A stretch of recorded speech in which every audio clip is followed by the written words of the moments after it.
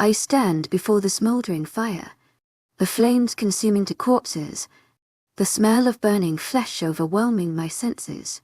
Chapter 30 for dead people smell. My eyes were fixated on the smoldering fire just feet in front of me.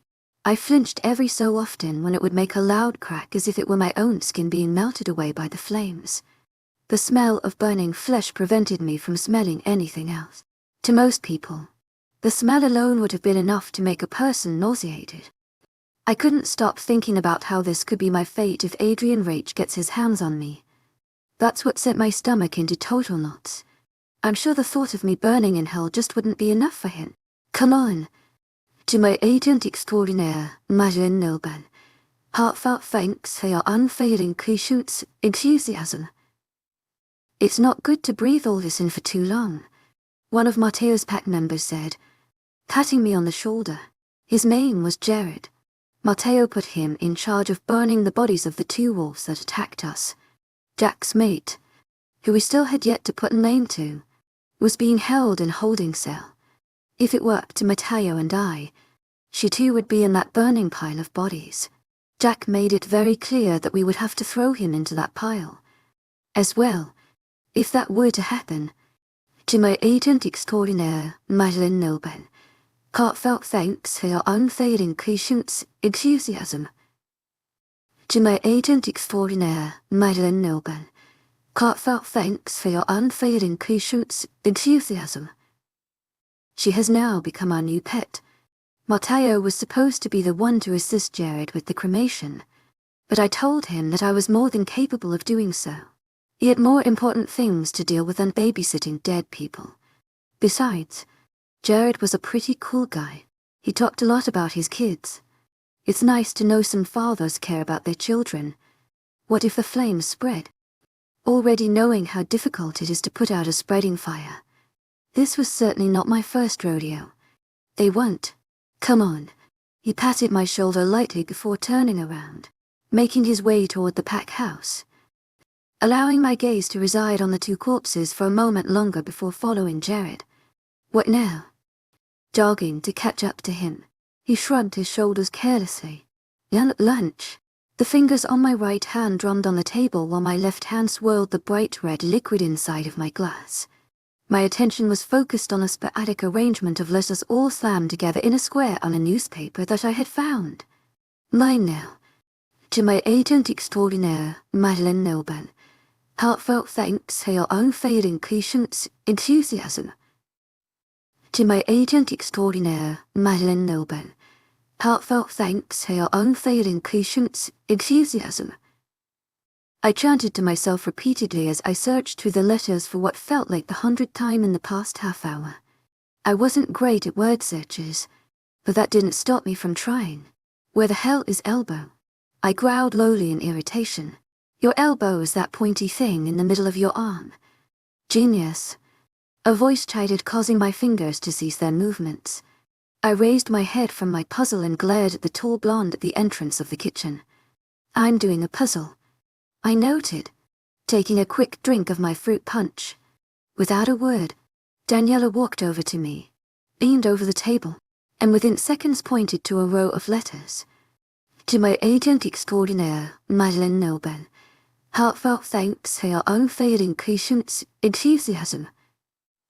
I about flipped the entire table. FK. In anger, I picked up my pen and scribbled aggressively over the entire puzzle to the point that the letters were no longer visible. Once I felt accomplished, I pushed the paper away to the other end of the table and threw the pen down with it. I f***ing hate puzzles. I can see. Daniela hummed with her brows raised. She took in a deep breath, looking as if she was going to turn around and leave, but froze. Her eyes narrowed on me, leaning closer. You smell weird. My brows drew themselves together in confusion. Well, I drug out slowly, thinking of a reason why. I did just assist in the burning of 2 corpses. So yay, I probably got the dead people smell. Daniela shook her head, still seeming confused. No, that's not it, she denied, leaning forward and taking in another sniff of the air around me. Her eyes searched my face frantically for any signs that I would be lying to her.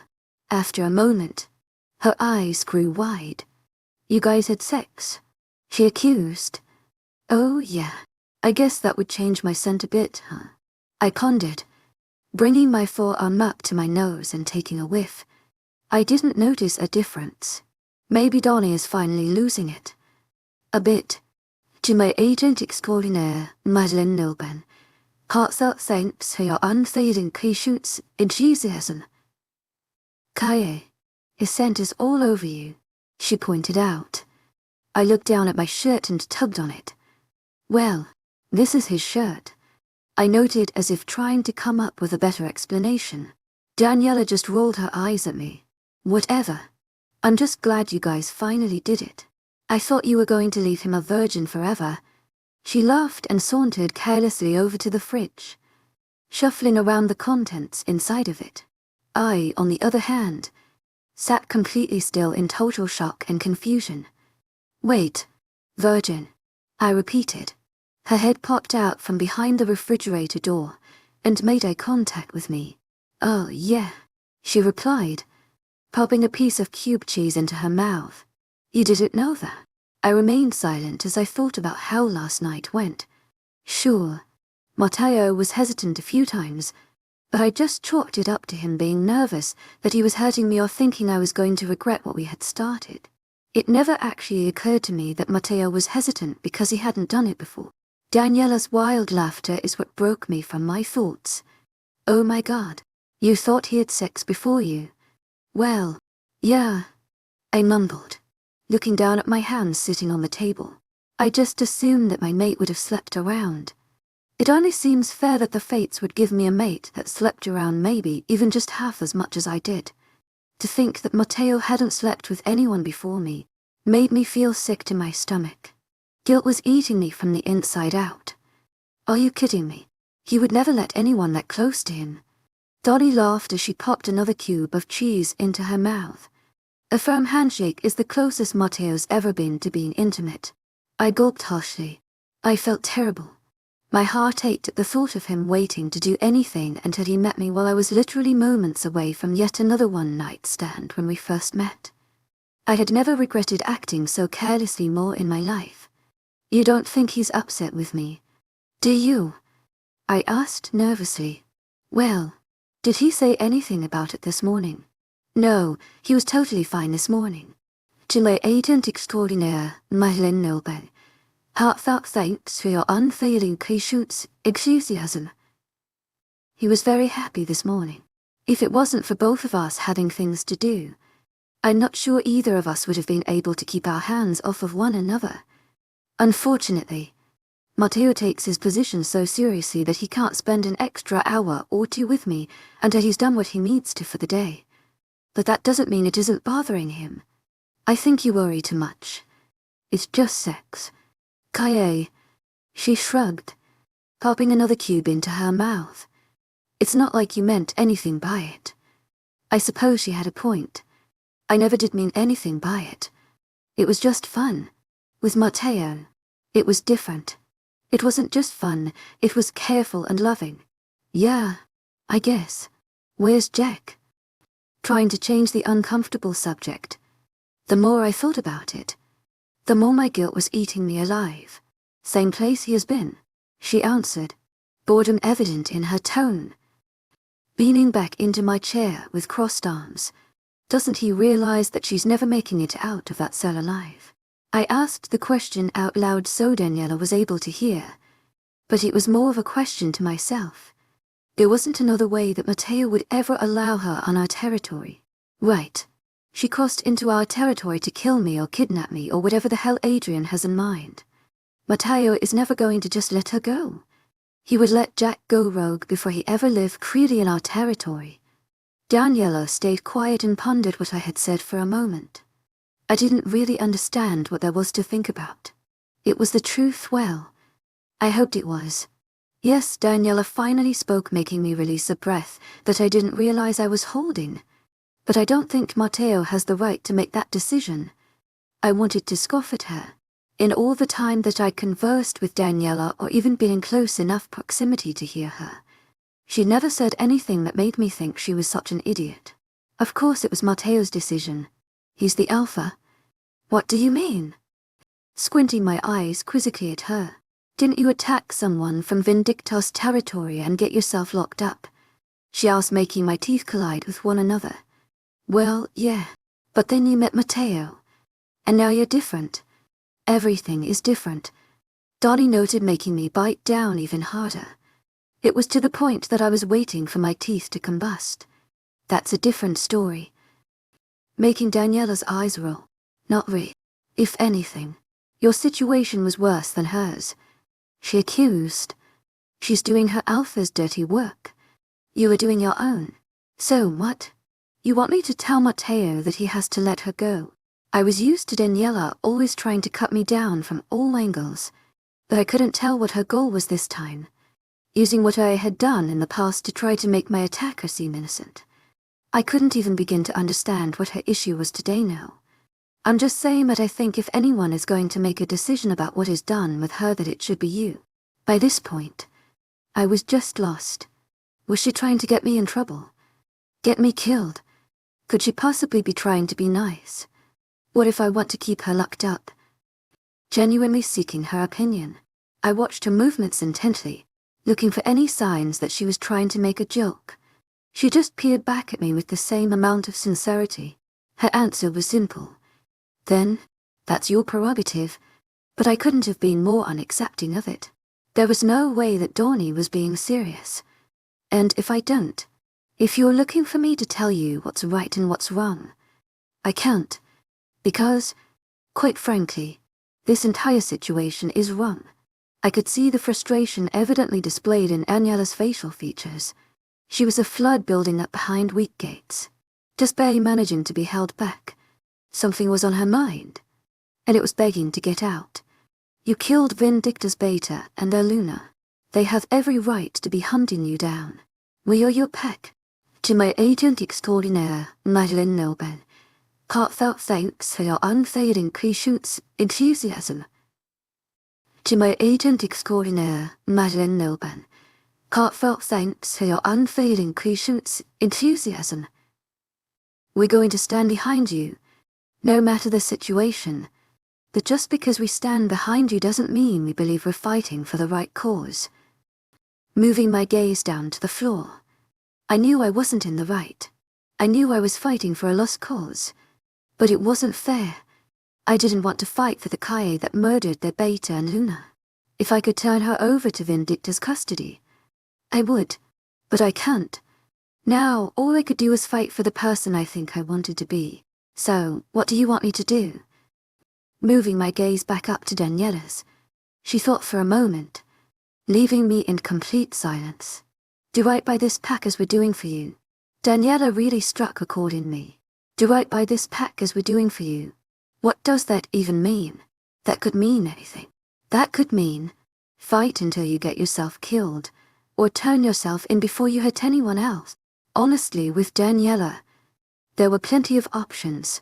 Before I had the opportunity to speak, Donnie left the kitchen, leaving me there with nothing but my thoughts and a ruined newspaper. I could proudly say that I knew Matteo's oath like the back of my hand. I had everything from where to find staples to the key to his liquor cabinet tatted in my brain as if I were born with it in there. Unfortunately, that made things a little boring when I was in need of something to do. Sneaking into Matteo's office and snooping in all of his personal belongings was my main source of entertainment. A few weeks later, I found out that Matteo knew about my snooping the entire time, so it kind of lost its appeal. I still did it. Nonetheless, now the only things I have to keep me entertained are the liquor cabinet and the security cameras. If I had a dime for every time that happened, I mumbled as I watched a fight between teammates end by the girl storming out of the room. She'll be back, buddy. They always come back. I knew that going to the cellars was an option for me to do in person. Matteo made that very clear. So I chose to do the next best thing. When I tried watching in on the cellars from the security cameras to find that Matteo had shut them down, I decided to feed my boredom in other ways. That's how I ended up with a glass of some type of whiskey that I didn't bother reading the name of while watching the security cameras from the second level of the pack house. Okay, maybe I wasn't just bored. Perhaps I was trying to fuel my body with liquid ignorance. But still, anything that kept my mind off of the sick feeling in my stomach induced by my conversation with Daniela was welcomed. I swirled around the dark liquid in the glass before throwing back what was left. The spicy feeling of it burning its way down my torso like gasoline made the hair on the back of my neck stand up. Mateo liked the strong stuff. Placing the glass back onto the desk, my arm bumped some papers in the process, knocking a few onto the floor. Mateo's nasty stack of papers was something I never paid attention to. Now that I could read a majority of what was on them, it made my head hurt to think about all of the tasks that we had to deal with. I say we lightly. However, I did catch a glimpse of a document that sparked my interest as I bent down to pick up the few that had fallen. The corner of it had a little logo of a house which could have merely been for the massive complex we currently live in. But something about it told me differently. Reading through what I could of the document, it became clear to me what Mateo was scheming. I wasn't sure how I felt knowing that he was looking into houses for the two of us. I'd never had a house before. A part of me felt revolted by the idea of the solidity of owning a home, while another craved it. It made my heart rate accelerate and butterflies to bounce every which way within me, but left my hands cold. Nevertheless, a smile appeared on my face as another thought occurred to me. Mateo was thinking about our future. It gave me confidence that I didn't realize I needed in that moment, that I may actually make it out of this alive. I flipped over the letter hoping to see a photo of the home, but was left with a blank page. I frowned in disappointment as the ringing of a phone broke my thought. I furrowed my brows as I looked up to see the red light on Mateo's office, phone blinking wildly. I hesitated answering it. I had never been much of a cautious person, but now I needed to be more cautious than ever, especially if Mateo just bought us a house. I decided to pick up the phone. However, I brought it up to my ear, but didn't say anything. I waited to hear the voice on the other end of the line and crossed my fingers that it wasn't Adrian. I exhaled a sigh of relief after hearing the voice of a man whom I immediately knew was not the one out to get me. Alphanez EA. The deep baritone voice of an older gentleman asked. No. I stuttered, not sure what to say. Oh, so I'm speaking to Kaye. The man concluded, making me both confused and impressed. Was I speaking to a wizard? Who is this? Making the man chuckle. I will take that as a yes. Who is this?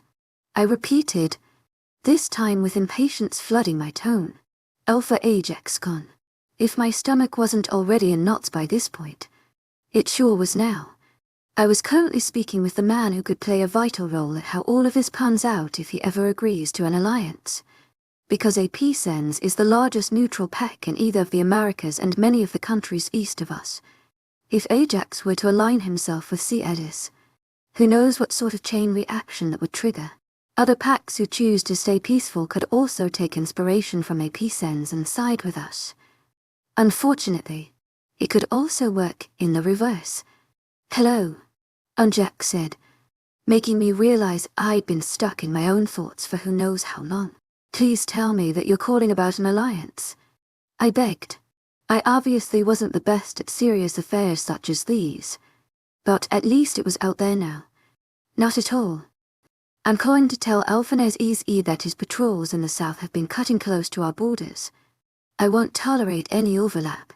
Alpha Con's voice was thick with authority, yet I wanted to chuckle at his threat. What was a pack that was practically sworn to eternal peace going to do? Especially to see us back. We had numbers on AP10.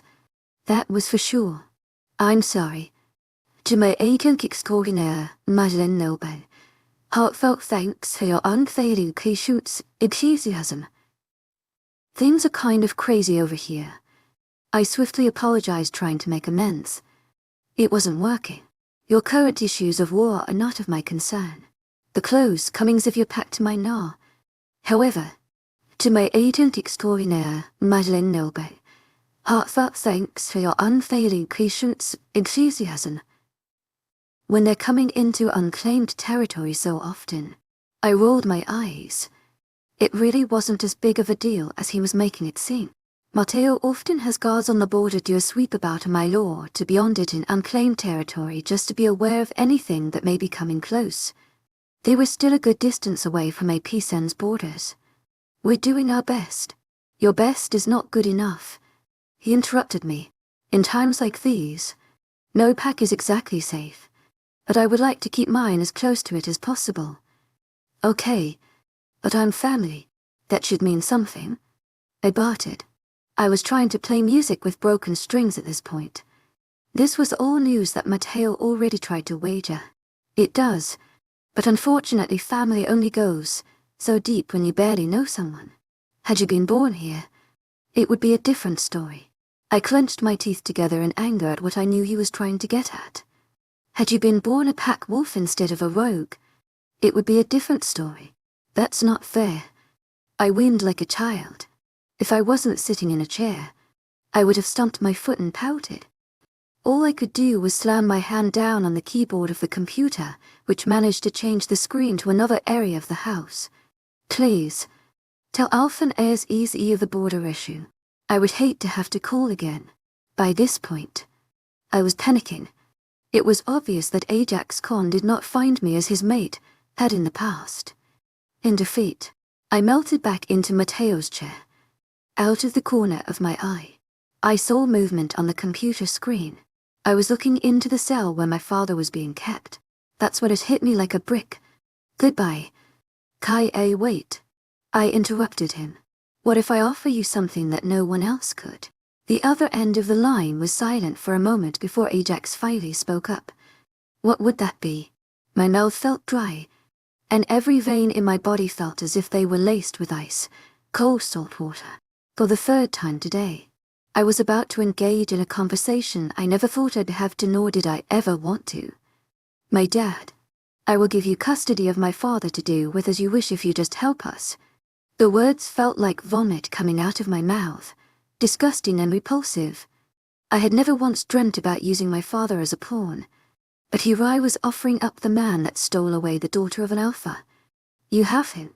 I could practically feel the excitement behind his words. It made my teeth grind in anger with not only him and the situation, but myself. Yes. He's been kept in one of our cellars for a few weeks now. I admitted. Bring him to me tomorrow at my border by 8:10. Then, we can talk about an alliance. My jaw dropped in shock at how well my idea was working. Maybe I should make last-minute decisions more often. Wait. Seriously.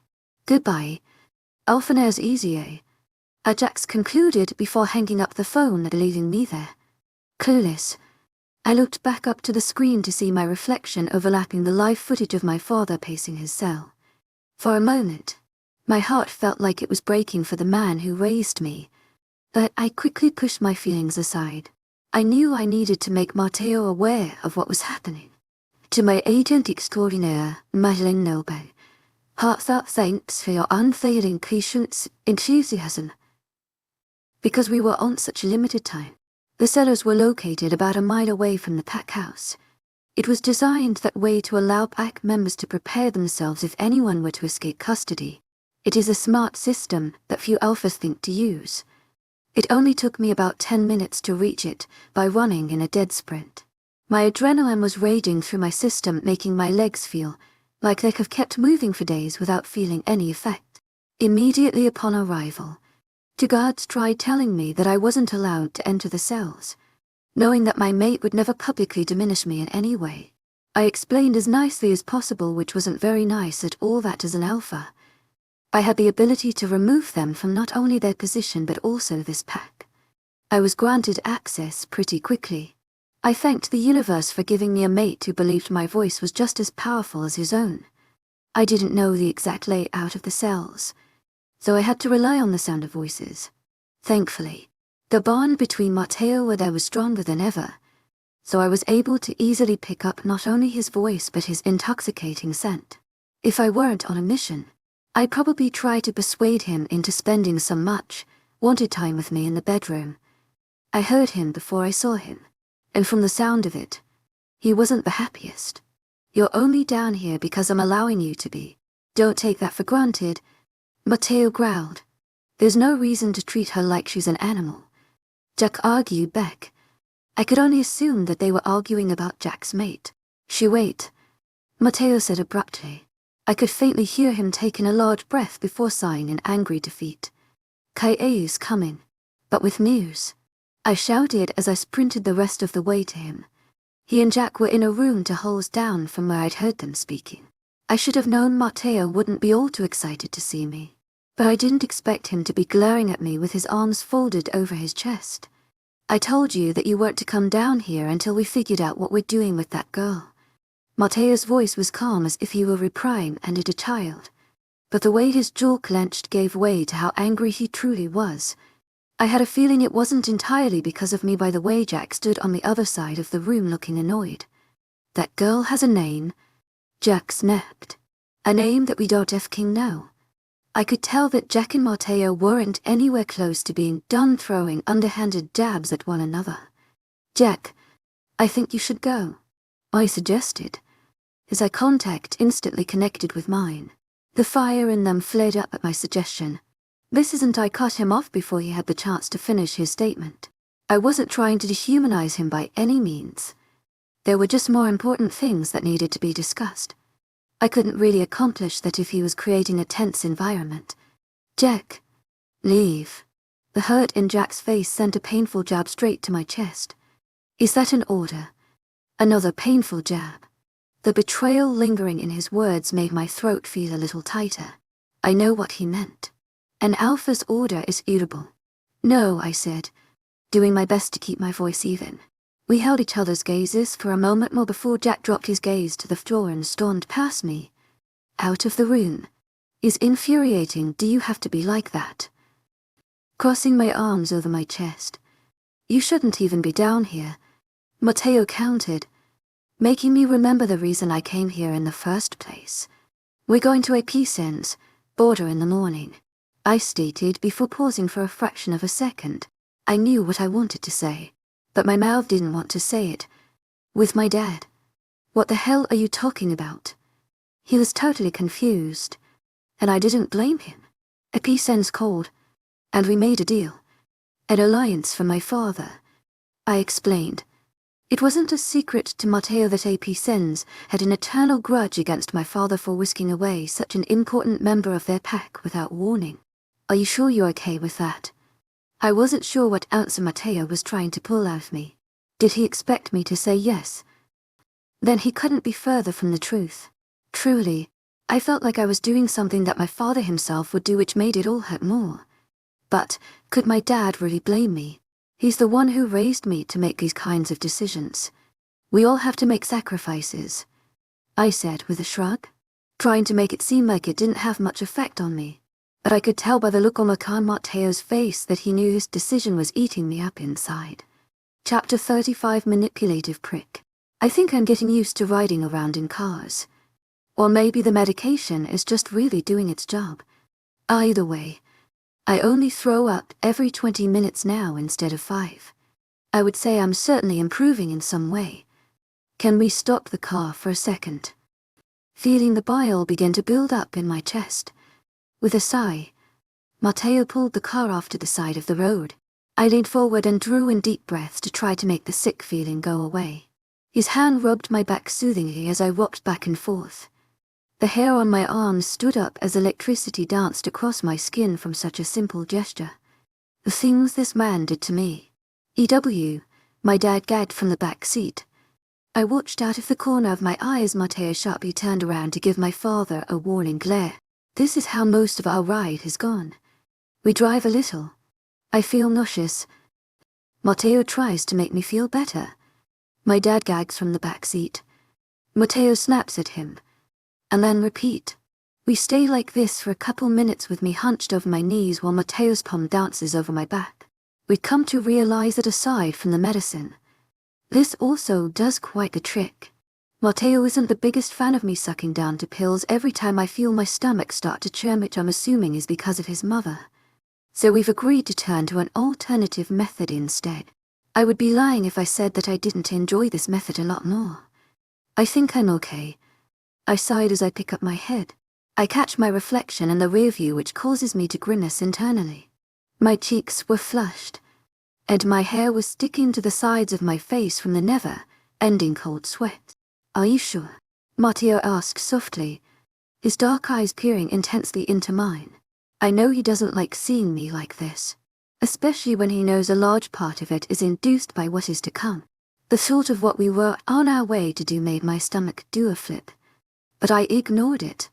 "Yeah, let's just go. We are almost there, right?" Hope placing its way into my tone. Matteo gave me a weak smile as he brought my cool hand up to his lips. "Yeah, 20 minutes, but I can make it 10. I smiled as he placed a soft kiss to the back of my hand. "Then, let's effing go," my dad snapped from the back. I rolled my eyes at how eager he was to reach our destination. He had no idea of what was to come. Again, Matteo's eyes snapped back to my father. They hesitated for a moment before coming back to me. Before I had time to say anything, Matteo placed a soft kiss to my lips, which instantly made any nauseous feeling in my stomach subside. "Well, I guess I'll have to remember that for next time." A low growl sounded from behind us, making me wince. My dad was tolerating Matteo. After speaking to him in the cellar about my mom, I think something in his demented brain may have clicked. Just one thing. To my agent extraordinaire, Madeleine Noble, heartfelt thanks for your unfading patience, enthusiasm. He's still pretty messed up, but at least he isn't being as awful. Now I'm just the awful one giving up my father to save myself. I pulled away from Matteo and gave him a knowing look. I knew he only did it to irritate my dad. Matteo wasn't one for affection, especially with other people around. Despite my look, his face remained totally neutral and void of emotion. I rolled my eyes as he put the car back in drive and sped to our destination. True to his word, we made it there in 10 minutes. I only know this because I made sure to watch the clock on his dash and count down as the minutes went by. I swear, every time the number got smaller, the car sped up about 10 miles. It was stupid moments like these that I think I was going to miss the most of all of the suns up falling in Vindicta's favor. I tried to not think about all of the negative possibilities as the car rolled to a stop. The only thing or person, I suppose, that I was focused on in that moment was the Alpha on the other side of the windshield. Alpha Ajax Khan. I nervously clenched my jaw as I watched the smirk on his face deepen. It made uneasiness swirl within my chest, making me want to take my dad home. I couldn't. To my agent extraordinaire, Madeleine Noble, heartfelt thanks for your unfading patience, enthusiasm. We needed this alliance more than I needed my dad right now. What the hell is going on? My dad snapped, which broke the silence in the car. My heart was racing, and I couldn't tell if it was from excitement to overwhelming regret. Was this the right thing to do? I shook my head at the thought. Of course it is the right thing. To my agent extraordinaire, Madeleine Noble, heartfelt thanks for your unfading patience, enthusiasm. Matteo asked, breaking me from my thoughts. My eyes never left Ajax. To my agent extraordinaire, Madeleine Noble, heartfelt thanks for your unfading patience, enthusiasm. I couldn't stop myself from staring at the tall man with his ardid over his chest. This man was family, yet I'd never felt more uneasy about a person in my life. Why did he remind me so much of my brother? That weird, devious smirk.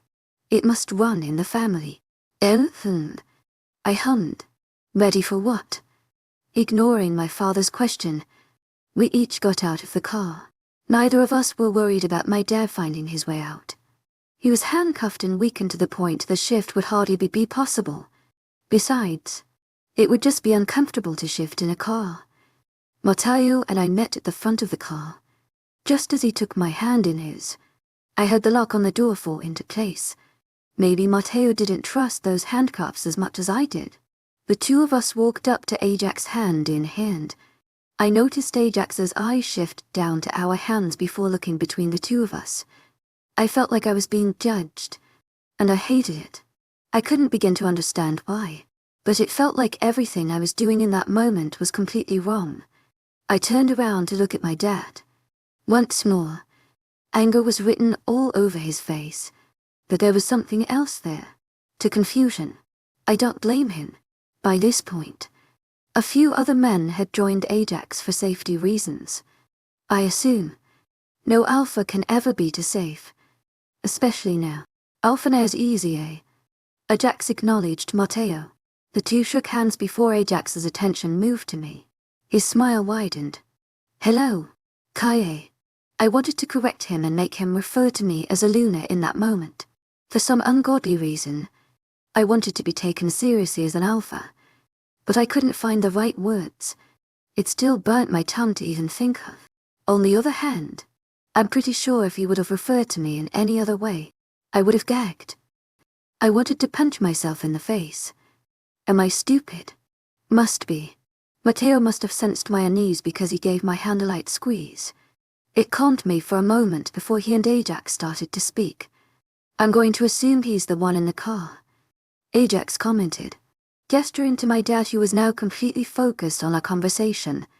There was no way my dad couldn't hear everything we were saying. By the look on his face, I think he was starting to catch on. As well. I gulped as Matteo answered. I wanted to say no. I wanted to turn around and say, whoops, looks like we brought the wrong person, but it was far too late for that now. As soon as the word left Matteo's lips, two of Ajax's men walked past us to either side of Matteo's car. The one closest to my dad opened the door. What do you think? My dad started to say, but was interrupted by the man literally yanking my dad out of the car. He stumbled to his feet as the man pulled him up by the back of his shirt.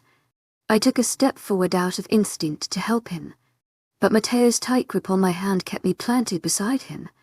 Koya, what is going on? The confusion and fear in his tone made my heart skip several beats. I was beginning to hope that maybe I would just die in that minute, and everything would just end then and there. I wasn't that lucky. The two guys walked my dad back over Ajax's border and into his territory. Well, more like they drug him across as the collar of his shirt choked him. As he turned around to ask what was going on for a second time, I couldn't ignore the look in his eyes. It made my stomach drop, and my knees weak. I'd seen my dad mad and I've seen him upset, but this was something different. It was sheer betrayal. I couldn't help it when words began tumbling out of my mouth. What are you going to do with him? Matteo's grip on my hand tightened at my question. I'm guessing that wasn't the right thing to say. I really don't think that's any of your business at this point. Ajax chuckled over my dad's objections.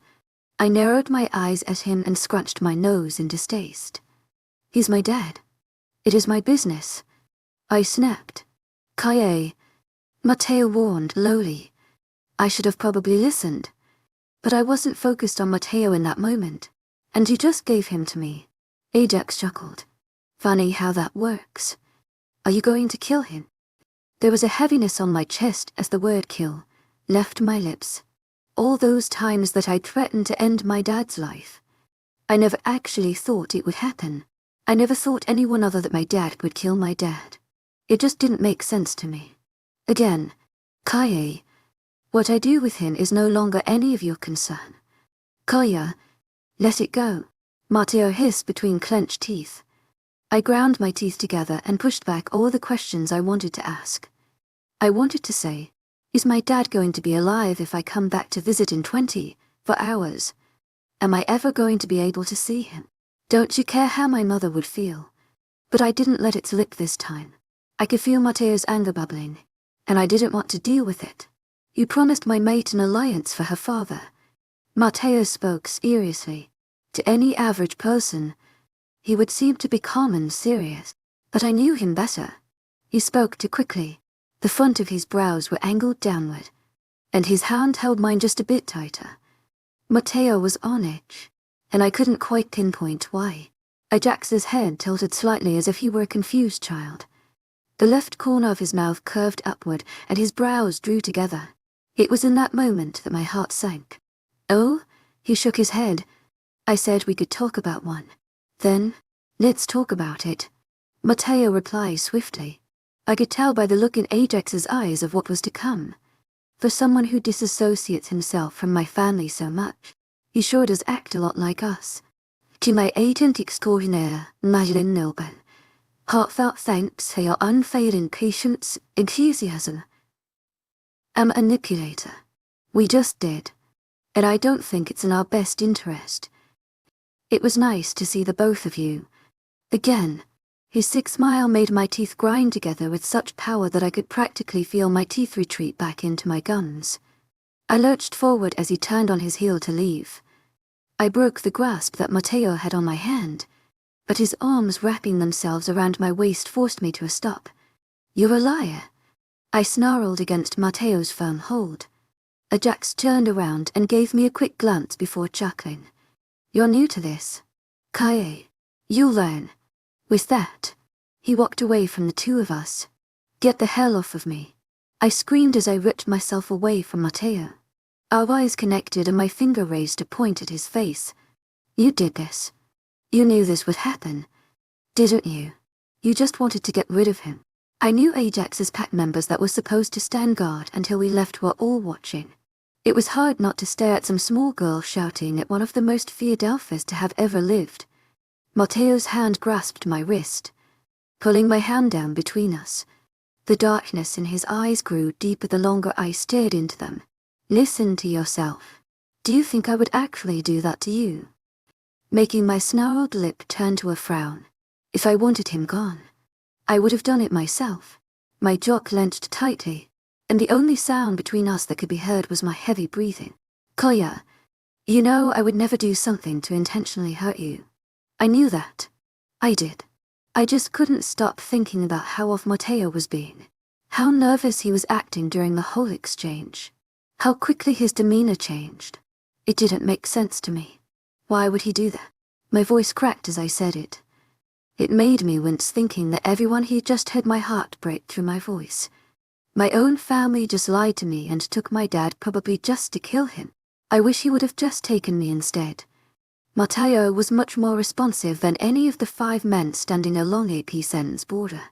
His stern expression dropped before wrapping his arms around me, pulling me into a hug. I tucked my head into his chest. A burning sensation in my chest and throat climbed up my spine. I could practically hearing it tell my eyes to release the floodgates. But I wasn't going to let that happen. Not here. Not now. Not ever again. Baby, let's go. Mateo whispered into my hair. I paused for a moment as I thought about it. Did I want to go? No. I wanted to murder every single person in this pack and laugh as I did it. But, would that help this situation? No, okay. I mumbled. It was in that moment that I genuinely thought that I might kill myself if Vindicta didn't kill me first. I shook away the thought. To my agent extraordinaire, wildest, heartfelt thanks for your unfailing patience, enthusiasm. It wasn't like me to think so. Dark. The car ride home was silent. I think for the first time, we discovered something that made me feel even more sick that driving. I couldn't stop thinking about what I'd done. It was like my head wouldn't let me forget because the memory played on repeat. I just gave him away. No reward. No trade. No nothing. I literally just gave my father up for absolutely nothing. At this point, I just settled on the idea that I was bound to die. No one was going to help us. It was all a lost cause. I was a murderer. And that's the end of that story. I was hoping that AP10's alliance would let all of the pieces start to fall into place. But instead it took all of those little pieces and sanded them down to dust. It took all of my little pieces and burnt them. Then, it burnt the ashes too. I was an idiot for thinking that AP10's would agree to help us. Kai, he's not going to kill your father. He isn't that dumb. Mateo said as we pulled into the parking lot of the pack house. I bit the inside of my lip not knowing how to respond. Why do you say that? Was he just lying to make me feel better? Or does he have some sort of secret intel that I'm unaware of? He knows that it would start all with us. He clarified. My brows furrowed together in confusion as Mateo continued. Parker may not be a pack member, but he is still your father. Ajax knows better than that. Does he? To my agent extraordinaire, wildest, Heartfelt thanks for your unfailing patience, enthusiasm. He pretty much lied to me. In my world, that's reason enough for him to die. Is that what I'm going to have to learn? I spat, recalling his words from earlier. You're new to this. Kaye. You'll learn. Matteo sighed. He took my hand and ran his thumb over the back of it. I knew he was trying to get me to calm down before we walked inside, so that not every pack member went into a panic over my anger. A Jack stays neutral because he knows how to play with the rules. Never breaks them. Just walks the line, which makes it incredibly difficult to start any sort of fight with him.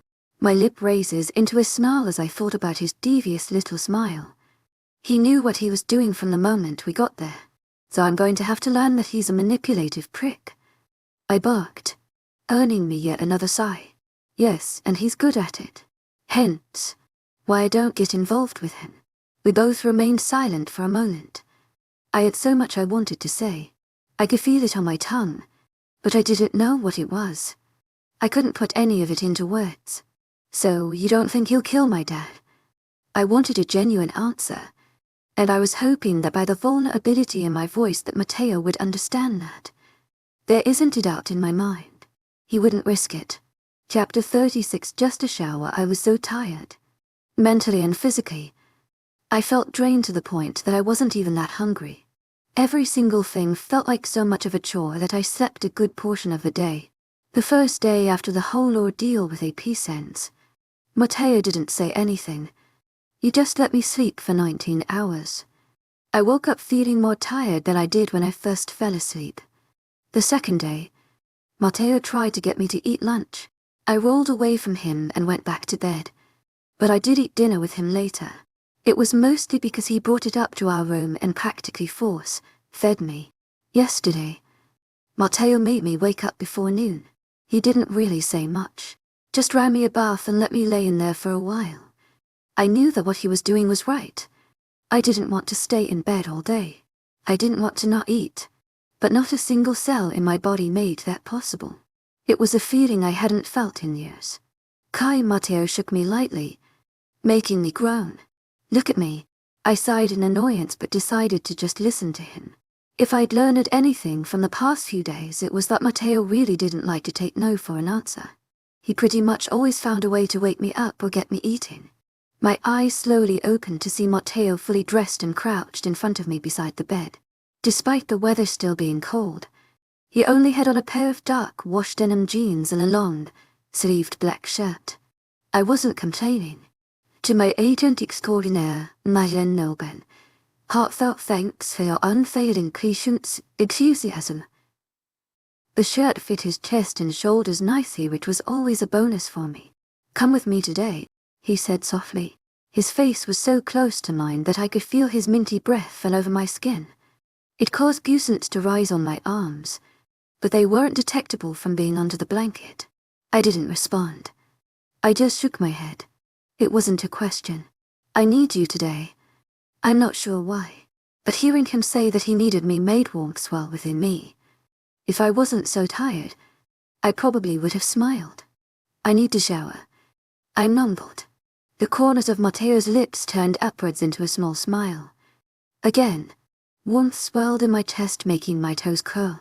I'll grab you some clothes. Placing a soft kiss to my cheek, I took in another deep breath before pushing myself out of bed. I think it was a little too swift of a movement for the morning. To my agent extraordinaire, knows.丨heartfelt thanks for your unfailing patience, enthusiasm. My vision went blurry for a moment, and a coldness swept over my entire body. I gasped and felt my knees buckle underneath me. Luckily, the bed was below me, so I hit that before the floor. I held my head in my hands as I waited for the dizzy feeling to go away. This shit felt worse than a hangover. At least hangovers aren't emotionally involved well. Mine aren't. I heard Matteo's heavy footsteps make their way around the bed. I didn't trust my body enough to lift my head up to look at him. Matteo wasn't really having it with that excuse. To my agent extraordinaire, knows.丨heartfelt thanks for your unfailing patience, enthusiasm. His large hands held both sides of my face and lifted it so that I was looking at him. He frowned, most likely taking in the drained look on my face. Bath instead. I shook my head. I need to get up. knows.丨Heartfelt thanks for your unfailing patience, enthusiasm. I didn't entirely trust my legs, but I needed to get them going. I might as well have pool noodles for legs at this rate. Matteo helped me up and steadied me by holding my arms. Will you come with me? Feeling a bit brave. Honestly, I could see this conversation going either way. He could either say, no, I already had a shower. knows.丨Heartfelt thanks for your unfailing patience, enthusiasm. I love seeing you without clothes even when you look like you've been hit by a bus. Either or acceptable answers coming from my mate who seems to have two totally different personalities half the time. Matteo didn't really give me either of those answers. He gave me a lopsided smile. Come on, he coaxed, gently pulling me toward the bathroom. As we got in, Matteo took a seat on the lid of the toilet. I frowned knowing that this is what he meant when he agreed to come with me. This is not what I wanted. I could feel Matteo's hesitance. He had been this way since we came back from EP10's territory. It was evident that the whole incident knocked a screw loose in my head. But I think Matteo was genuinely worried about my mental health. I don't blame him. A part of me was. So that was a fact that I absolutely effing hated. I was never the one to mope around, to flaunt the idea of depression. I wasn't depressed. I couldn't be. Not over this. If I end up dead, then it was meant to be. Nothing to get so upset over. I swayed for a moment as I turned from Matteo and stared at the shower. It was just a week or two ago that I cried in there. Now you would never know. All broken remnants of the door had been discarded and replaced by a new one. I ground my teeth back and forth as I thought about taking off Matteo's crewneck and sweats that I had on. I was so comfortable. Did I really want to take them off now? I reached for the dial on the shower and turned on the water. I could practically feel Matteo's questioning eyes burning holes into the back of my skull.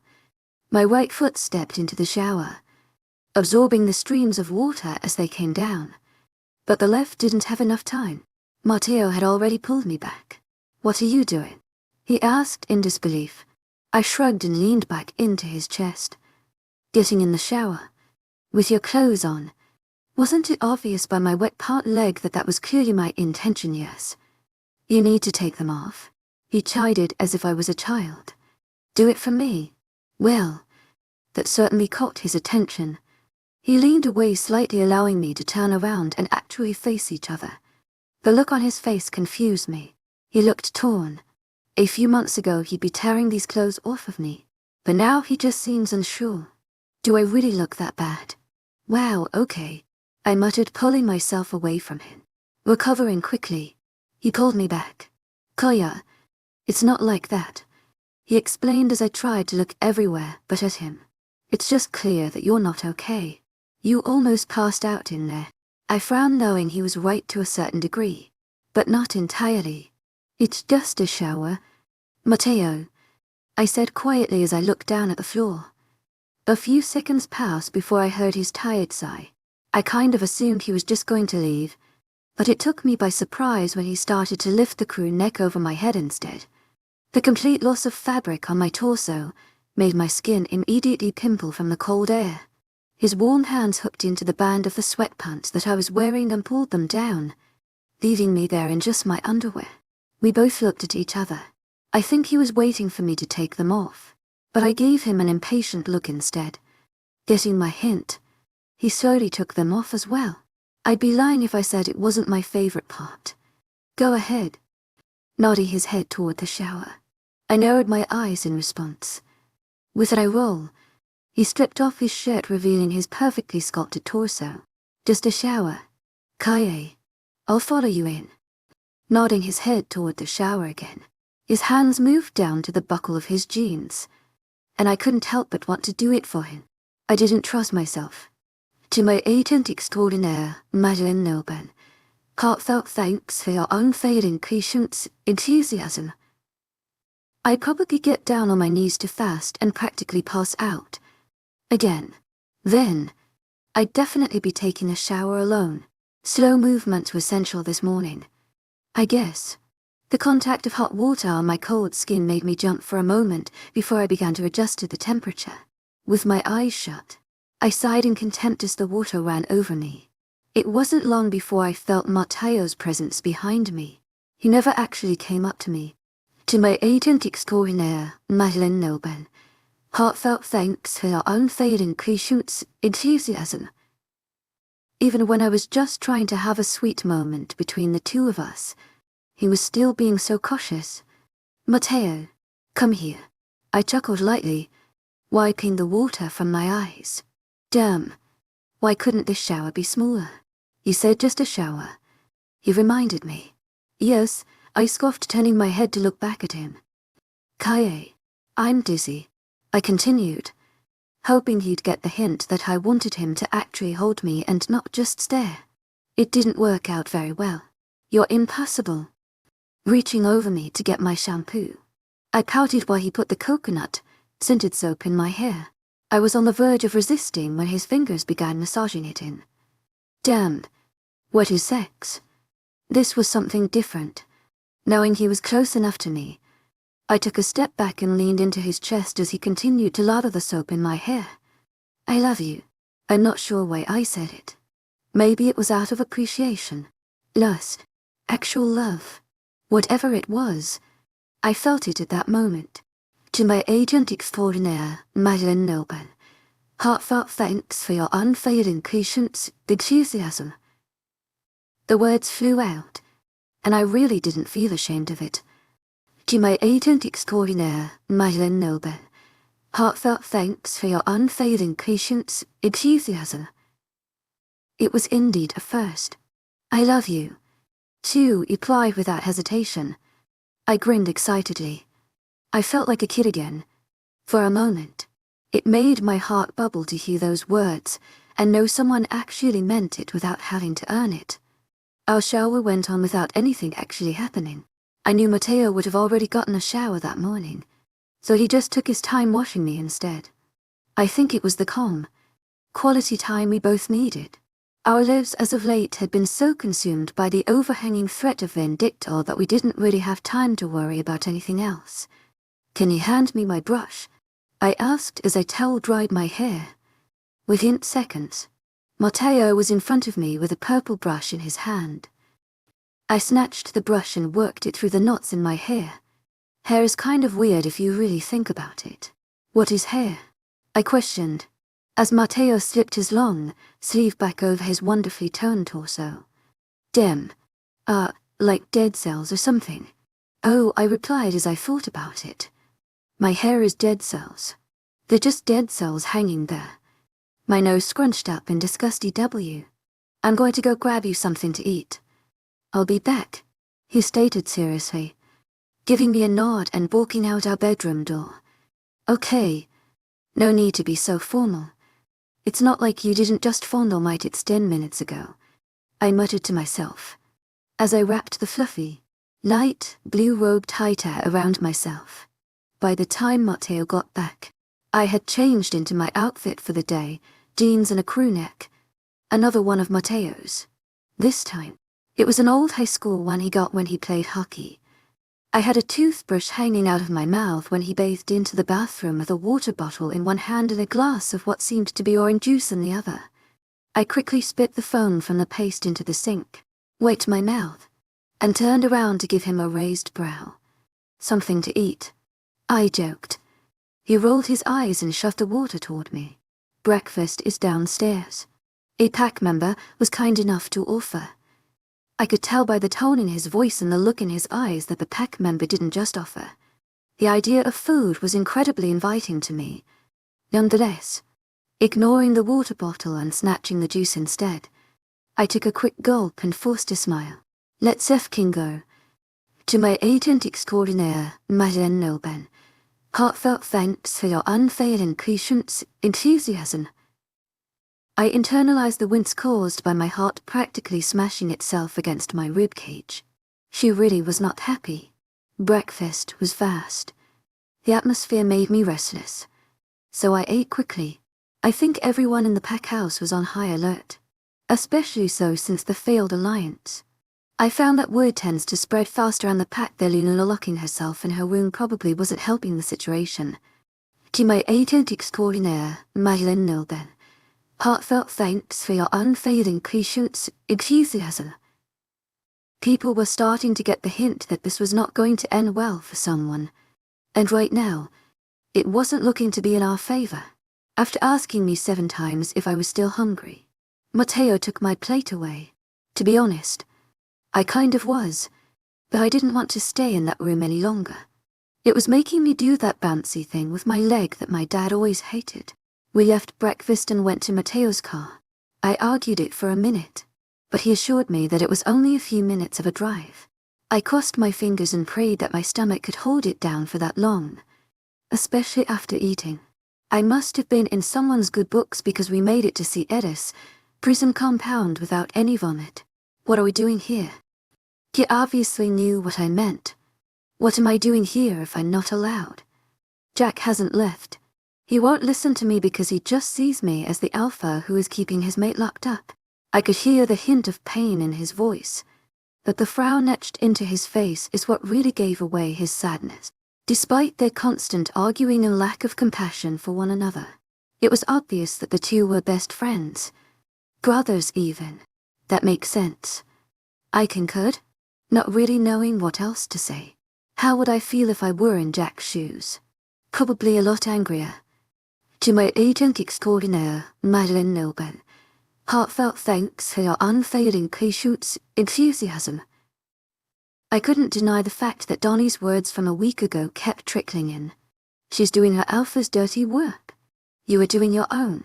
They have every right to be hunting you down. To my agent extraordinaire, Madeleine Nilben. Heartfelt thanks for your unfailing patience, enthusiasm. We're going to stand behind you, no matter the situation. But just because we stand behind you doesn't mean we believe we're fighting for the right cause. It twisted my insides into knots. I had to physically place my hand on my leg to stop it from bouncing. Again, he just needs to come home. Eat something, preferably take a shower. Matteo explained. He literally hasn't left the compound. I gaped. I assumed when Matteo said that Jack hadn't left, he meant that he came back to the house to at least eat something. Even for just a few minutes a day. No, but I think he might listen to you. Did he read? The last conversation Jack and I had ended with me telling him to leave. I didn't really see Jack taking anything I had to say at this point to heart. Especially when it came to his mate. I don't think this is your brightest idea. You're closer to Jack than I'll ever be. I argued. You're closer to the kid than you think. I think we have a mutual friendship that goes as deep as him being my babysitter. At one point, I responded, crossing my arms over my chest. That was a lie. I knew, for me at least, that it went deeper than that. I told Jack things that I hadn't even told Matteo. I'm not sure how much of how I felt went both ways. To my agent extraordinaire, Madeleine Nilben. Heartfelt thanks for your unfailing patience, enthusiasm.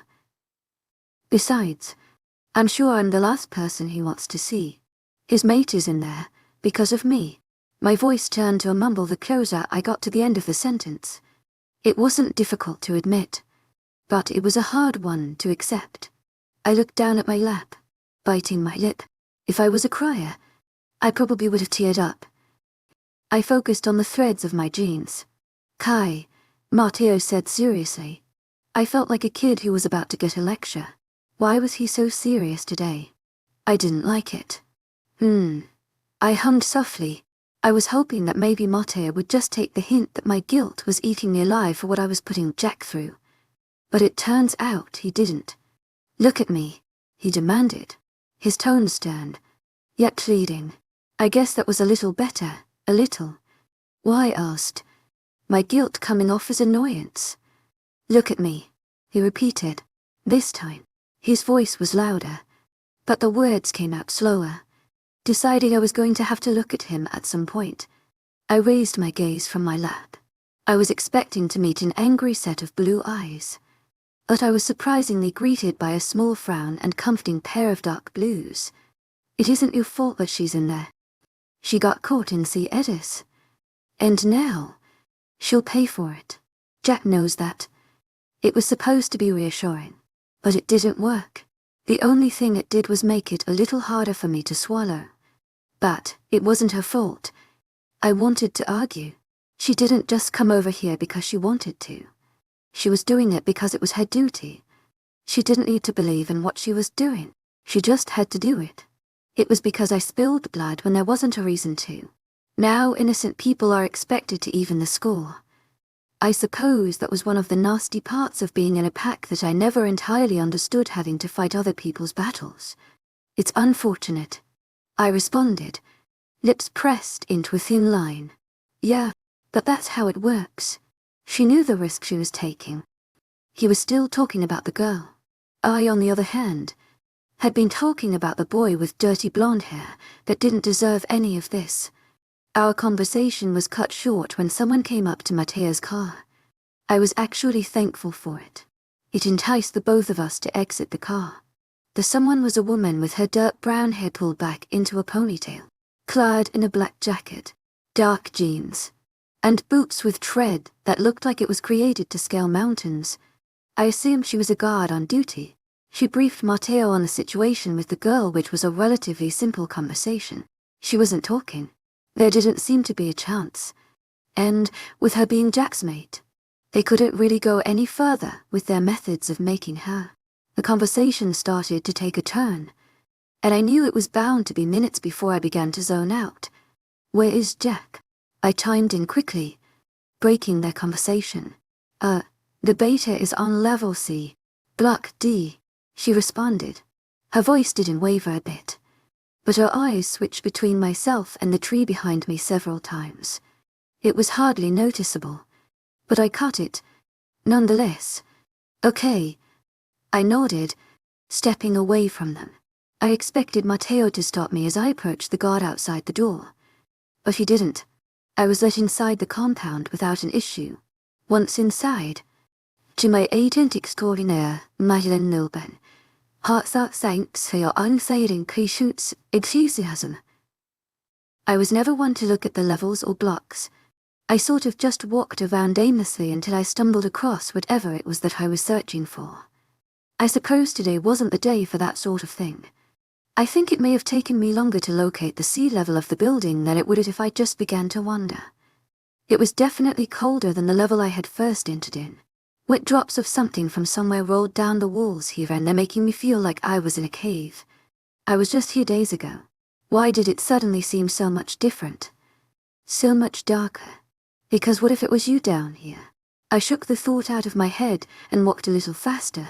The levels weren't nearly as difficult to understand as the blocks were. I turned one way and I was in blocker. Make one right, and I wound up in block H. Either I lacked direction or the person who built this did.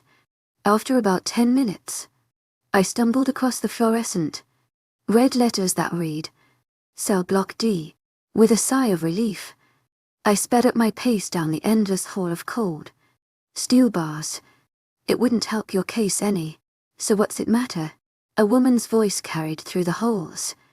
The further I walked, the louder it got.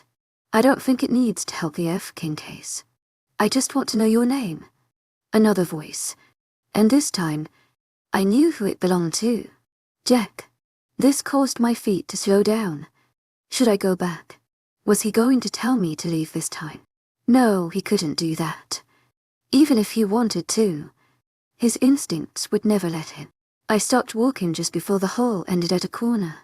Well, get me out of here, and we can talk about it over a coffee, she offered, sarcasm dripping from her lips. It didn't take a genius to know who the voice belonged to. Well, apparently it took a genius to know her name, but not that she was Jack's mate. You know, I could never. He paused mid-sentence, causing my brows to furrow together in confusion. Maybe he had to sneeze. Hello. Kaye. Busted. The tone of his voice was different. Almost amused. I couldn't tell if he was being sarcastic, if he was truly amused by me being here. I was sure that when I actually saw the look on his face, my answer would be clear. Knowing I had no choice, I slowly rounded the corner of Block D. To my agent extraordinaire, Madeleine Nilben, heartfelt thanks for your unfailing patience, enthusiasm. I could see Jack sitting with his back against a set of cellar bars near the middle of the hall. His arms rested over his knees while his hands lazily held his head. Yeah, it was sarcasm. Hey, I muttered, walking as quickly as I could down to Jack. He didn't respond. He just kept his eyes glued to my awkward, walking body. I low-grunt left my throat as I plopped onto my butt beside him. The cement was cold, colder than the air around us. The steel bars of the empty cell behind us pushed into my back uncomfortably.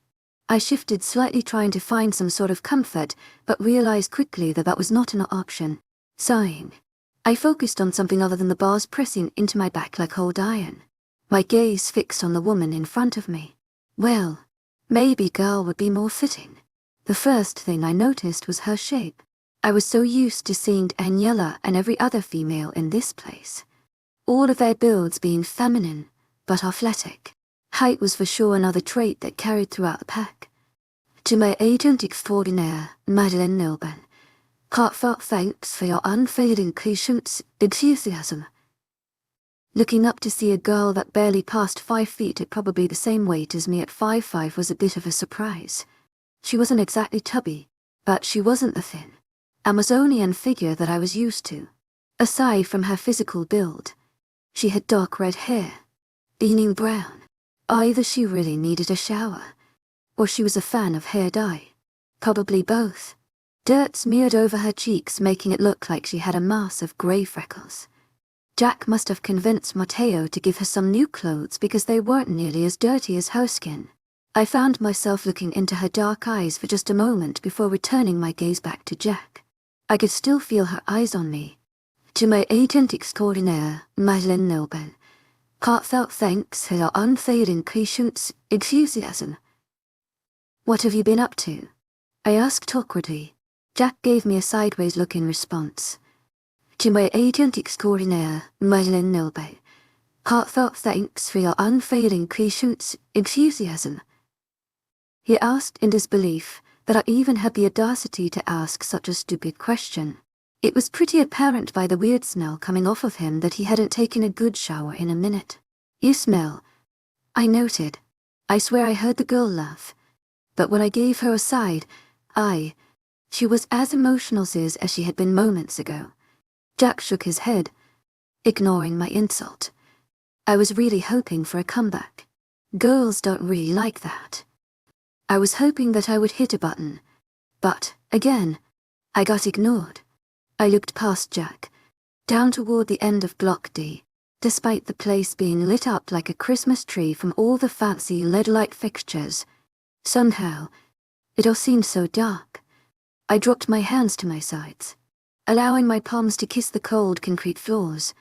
My fingertips pressed into the slab. It didn't give in to my touch as the carpet did on our floor. I didn't expect it to, but I couldn't shake the feeling that this was the same surface that I fell asleep on for nearly 4 years. For years of my life wasted because of something so stupid. I wanted to punch myself. That Kaie would know what to do right now. She always knew how to talk her way out of a situation. Or run. I suppose that was always the safest option. I couldn't just run. To my agent extraordinaire, Madeleine Nilben, heartfelt thanks for your unfailing patience, enthusiasm. It was irritating knowing that your younger self was better at being bad than your current self, to say the least. So, now what? I'm stuck sitting on this cold floor with some chick that I don't even know, wishing I could be somewhere warmer. That wasn't going to happen unless Jack got the hell up. To my agent extraordinaire, Madeleine Nilben, heartfelt thanks for your unfailing patience, enthusiasm. Unless I just moved the chick. I'm sure Jack would follow her like a magnet. I sat up a little straighter, realizing that I am more of a genius than I give myself credit for. I drummed my fingers against the concrete impatiently as I ran through the what-ifs.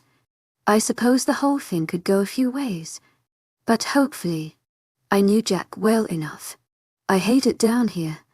I spat, breaking the silence. That was true. A few months ago, the musty air wouldn't have made me want to cover my mouth and nose with my shirt and run. But it did now. I didn't like the hard concrete that I used to willingly fall asleep on just to piss off Vindictor's guards. And I hated how damn cold it was. I'm going to have other arrangements made. This block is King terrible. The girl perked up a bit. I knew she understood what I meant by arrangements. But Jack, who was most likely functioning on little sleep, looked confused. What? Leveler is by far the warmest option. Plus, I've seen the living situations in those cells. If that's what you want to call them. Some of those nice ones look like those dorm rooms you see on TV. I chuckled. Again, Jack was confused. What? I'm having her placed in one of Level A cells later. To my agent extraordinaire, Madeleine Nilben. Heartfelt thanks for your unfailing patience, enthusiasm. I'll just do it now. Standing up, I was crossing my fingers that I knew how Jack would react to such a claim. Maybe his mate changed him. Perhaps she didn't. I was hoping for the first one. Kolya, Jack barked, grasping my wrist and putting me back down. You can't just do that. She's a threat. Perfect. She would be fine. They're just really nice cells. Knowing it was far from the truth. They aren't just really nice cells. Those are meant for people who need a little time out. You know, people who are from the pack and can be trusted. Level is grounds for low, risk inmates. She is not one. He stated like a true beta. I wanted to smirk so damn bad but held it in. Jack could be an idiot. But when it came to this kind of stuff, he was a genius. He would figure out my little mind game really fast if I broke out some Joker smile. True to his title, Jack was a grade, a beta. He had to be in C to spec. You're crazy. Look at her. I motioned toward the 5-foot warrior thing in the cell. Even she was looking at me like I was a little crazy. She can't do jack shit. Hey, Jack warned, lowering his gaze. What the heck is that supposed to mean? I thought for a second someone else entered the hall. But no. The little thing actually spoke. And boy, did she look irritated. You're too afraid to pull anything. Just like you were too afraid to fight until you were the last one standing. I paused for a moment. Well, until you weren't. I knew that wasn't entirely true. She was by far the best fighter of the three. Most likely, she was just waiting to gain leverage. But that didn't really happen. I was surprised to not see Steen start rolling her for ears. That's how angry this little chick was getting. I was impressed by how good I still was at this. My dad said I had a gift for breaking people down. They tend to be most vulnerable when they are angry. And now look at you. Too afraid to even say your own name. Making my voice sound like I was talking to a baby rather than a teenage girl. I am not. She snapped, pointing her finger at my face. Taking one solid step toward the cellar, I lowered my gaze to look her dead in the eyes. I wanted her to see the alpha wolf that she was talking to. Then, say it. Bitch. I hissed darkly. It was a scene that could have given Mateo a run for his money. Slowly, her face morphed into something that I could only compare to a pissed or fire ant. Her cheeks were practically glowing red from anger and her teeth bit down on one another so hard that I'm surprised they were all still intact. That's what I thought. Unamused. I turned my back to her to face Jaxie. She's not going to hurt anyone. She's just some dumb kid who they probably sent out here to get herself killed anyway. Kolya, that's enough. What's wrong with you? Jack's question made something in my chest snap. I wanted to tell him that it was all an act. But was it? This is what I knew. This is what I was good at. Me, what's wrong with you? I fired back. I know a suicide mission when I see one. Jack didn't respond. His jaw just clenched tightly. I shook my head with a cold chuckle. Too scared to even say her damn name. Taylor F. King the Raider. The bitey response should have pissed me off. But it didn't. I may not have accomplished getting Jack out of the cellars, but I did accomplish something else that no one else seemed to be able to. My gloating was cut short by an abrupt yank on my arm. Before I knew it, Jack was dragging my ass out of the cellar. So, maybe I did manage to accomplish two things that day.